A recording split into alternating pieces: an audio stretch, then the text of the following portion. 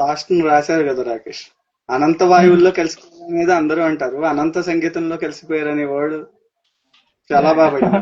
ఈ ఈ పాయింట్ ఎంతమంది పట్టుకుంటారని చెప్పేసి నేను చాలా సార్లు వెయిట్ చేశా. అంటే అంటే రిల్లర్ వర్డ్ ఏంటంటే మనం చూసేది అనంత వాయువులో కలిసిపోయారు అంటే పంచభూతాలు కలిసిపోయారు అని చెప్పేసి అది అంటారు. బట్ నేను రాసుకుంది ఏంటంటే అనంత సంగీతంలో కలిసిపోయారు.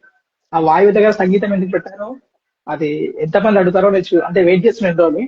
సో ఇప్పుడు నువ్వు అడిగావు కాబట్టి చెప్తున్నాను. అనంత వాయువు అంటే వాయువు అంటే అనంతం కదా, లైక్ ఇట్స్ ఇమోటల్, దానికి అంతం లేదు. సో వాళ్ళకేంటి ఆ పాత్రలకు కూడా మంజు భార్గవి గారికి, సోమేష్ గారి పాత్రలకు ఏంటి సంగీతమే కదా, వాళ్ళు సంగీతంలోనే పుట్టారు, సంగీతంలో బతుకుతున్నారు, సంగీతంలో ప్రతిది కాబట్టి చివరికి సంగీతంలో కలిసిపోయారు అంతే. ఇంకా వాళ్ళకి ఇంకా వేరే ఆప్షన్ లేదు. అందరూ ఏంటంటే మనలాంటి మామూలు మనుషులు అందరూ నరకానికి స్వర్గానికి వెళ్తారు, కాకపోతే వాళ్ళు స్వర్గానికి సంగీతంలోకి వెళ్ళిపోయారు అంతే. అందుకని అనంత వాయువు కాకుండా అనంత సంగీతం అని పెట్టుకున్నాను. అనంత సంగీతం.